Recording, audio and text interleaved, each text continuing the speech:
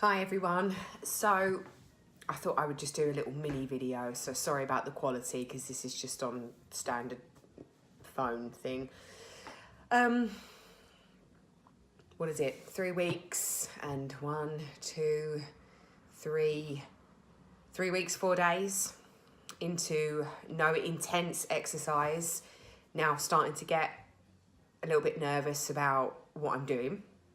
So for example, today I'm attempting to do on my lunch break a sort of CX core workout, which historically only burn 100, 200 calories max. It's only half an hour. It's very stationary. You're not jumping up and down. My heart rate, I've worn a monitor before to track this.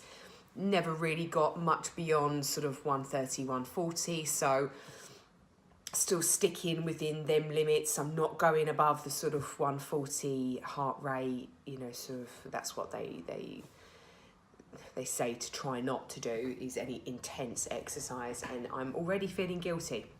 How ridiculous is that? Coming from somebody that would exercise intensely for 2-3 hours a day. I would do CX in my tea break. Because I needed to get some ab work in.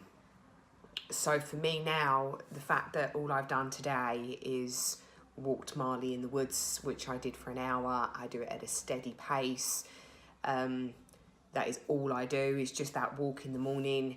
You know, I've already eaten a massive bowl of porridge oats and protein powder. I've just had a great big pack of, soy yogurt with banana. I'm really trying. I'm getting very frustrated today. I know it's only been 3 weeks and 4 days and I'm counting them like my life depends on it, but I miss exercising. I miss my gym. I miss even running to a certain degree a little bit. Not as much as I thought I would, to be fair, considering I was, identified myself as a runner. I really thought I would miss it a lot more than what I have been, which is strange.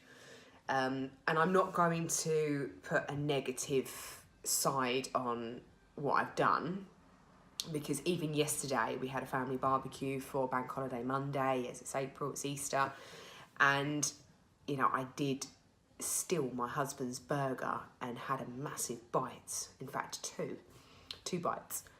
Would never ever have done that, ever. Go back to when I was a teenager maybe. But for me to even eat red meat or to attempt to have something like that is a huge step. I even had a little bit of chocolate over the weekend as well. That is a big step. In fact, I want to tell you about a time I went out for dinner Saturday night with some good friends of mine. And I think I mentioned this on my previous video of my story. I shared a dessert with my husband and didn't have a wobbly afterwards, which is so different. I think my mental, feelings and emotions towards restriction or restricted foods that I would never have allowed myself. And I'm talking about wouldn't have allowed myself 4 weeks ago. That's how little time frame this actually is. I would go, every single week, thinking, I want the bag of nuts. And I would still count the nuts as my calories and whatever. But that would be my treat, not some chocolate or some ice cream or, God forbid, 2 bites of my husband's Aberdeen Angus beef burger, which was utterly delicious, I might say. Of all these years that I've not had red meat for, boy, that tasted delicious. What have I been missing out on? I'm not there, and I won't lie to you. I'm not there by any stretch of a mile to go and get my own burger, or to then go one further and grab a pork sausage and have a hot dog. Nowhere near it. But I just thought I would share with you that I'm a couple of days on from that first video that I've made, where I'm at. I am a little bit emotional today. I can feel it. You can probably hear it in my voice. I don't know why. I don't know why I'm emotional. Maybe it's some sort of hormone thing coming in. I'm disappointed that I haven't had a period yet. I'm getting incredibly impatient. I'm somebody that wants something, and when I commit to it, I want it now. And I'm really starting to wonder whether or not I've cut enough of my exercise. This is going to be my journey from it. This is going to be my biggest Achilles heel. Mine's not the food at the moment. I am finding it a lot easier than I thought I would to eat that amount of calories, 2,500 to 3,000 a day. Not, you know, for me, I've always weighed out my food as well. I've always weighed out with my macros, you know, how many porridge oats that I would eat, how much protein powder that I'd need to put in with that. Vegan protein powder, by the way, I don't know why I say that, but it just tastes nicer. New Zest, if you're ever looking for a vegan protein powder that tastes the bollocks. It's not lumpy, it's not gritty, it's nice.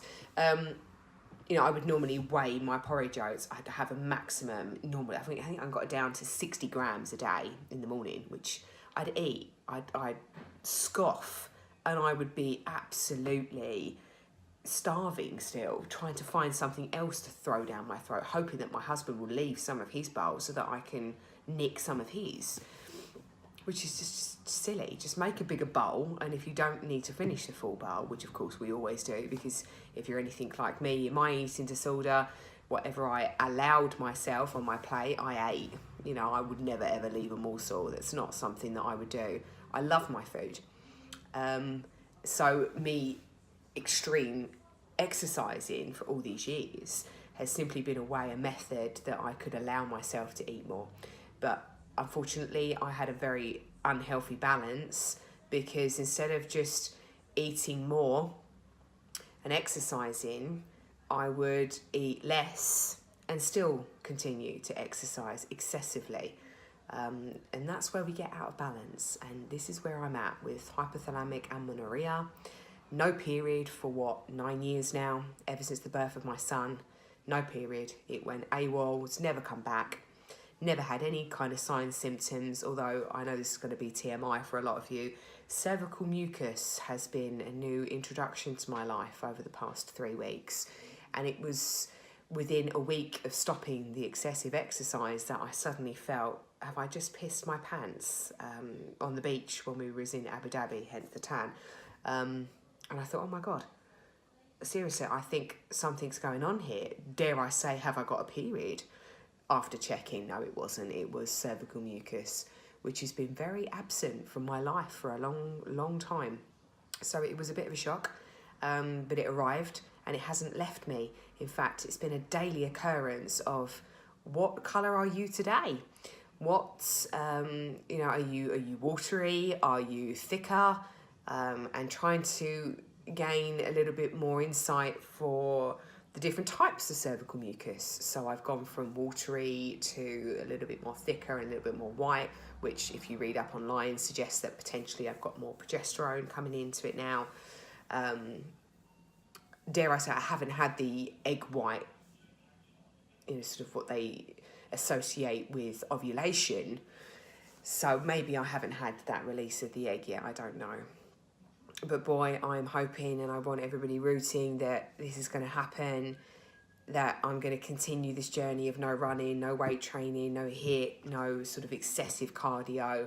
Just take it day by day. Obviously, you're going to have little, you know, sort of failures.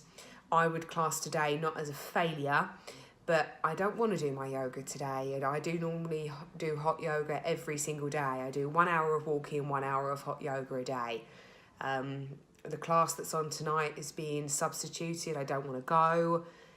So I would like to do, and I'm really, really excited to do the CX core workout that I used to just add on as something a little bit, didn't even count it before. So for me, this is not, you know, what I would class as extreme exercise or intense exercise. So I don't feel too guilty. I hope I'm not going to feel too guilty. I'm not doing it for, another hour and 40 minutes. And I'm hoping I'm going to feel okay. I'm hoping it's going to be all right.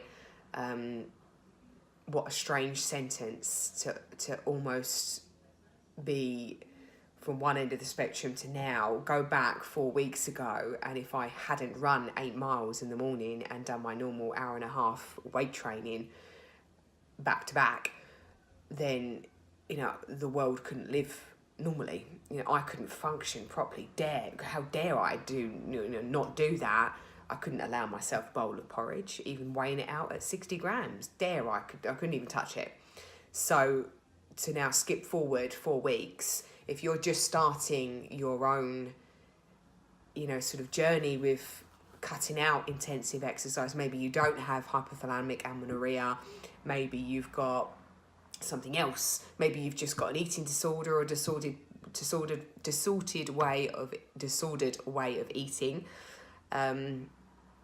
Maybe you might be on your own journey. Maybe you've been excessively exercising but underfueling your body. You're still getting your period, but for how long? How long is your body going to be in that stressed state? Maybe you don't lose your period. Maybe other things are happening. Your hair is thinning. Your nails are getting brittle. Your skin is dry. Your libido has gone out the window. You don't want sex. Don't even touch me. God forbid. Those are all the sort of signs that your body's telling you you're underfueling for what you are doing. If you are maybe having a weight stall. I was eating very little calories, yet you can see me. I'm not small. I've got muscle tone, but I'm not small. I wasn't losing any weight. I was extremely exercising, but wasn't losing any weight because my hormones were completely out of whack. Your cortisol could be completely sky high, which is really going to, stop you from getting those results. Not to say that any of you that are watching this maybe really don't need to see them results. Maybe your body is just actively too lean to what it wants to be. I have always been a bigger size 10, or a comfortable size 10, and growing up, once I'd lost all that weight and become a size 10, I was healthy, I was having periods, I was happy, I had a libido, I had good hair, I had good nails, I didn't wake up in the middle of the night for 3-4 hours and not be able to sleep. I was healthy.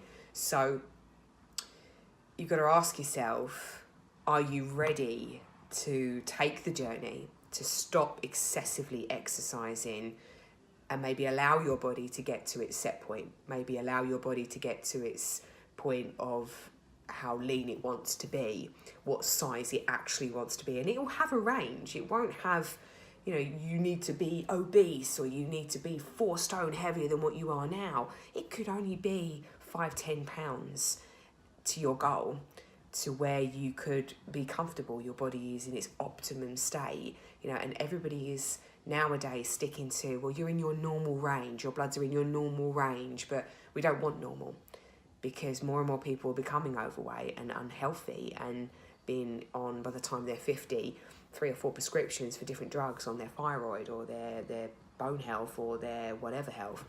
You don't want to be normal. You want to be optimal. You want to be the most that you can possibly be in life and as healthy as you can possibly be for your loved ones and your family, who I'm sure if you're going through this journey, excuse me, I am also working as well. So if you're on this journey, then you might be at a stage where, you really need to look at what you've been doing to yourself, where you're at now, where you want to be. Where do you want to be? Do you want to be healthy? Do you want to be having a period? Because it's so important. When I didn't have my period for that length of time, I only found out from my own research and my own devotion to this journey that it is incredibly unhealthy not to have a period. It's incredibly unhealthy for your bones, for later on in life, for your mental state. You're starving your brain constantly. I'm going to leave it there because I'm only on my tea break and I really do need to get on with my work. But I'll post another video maybe in the next day or so, or maybe every day, depending on how I'm feeling. But 3 weeks, 4 days into my HA recovery journey. And here we go. Keep strong. See you later.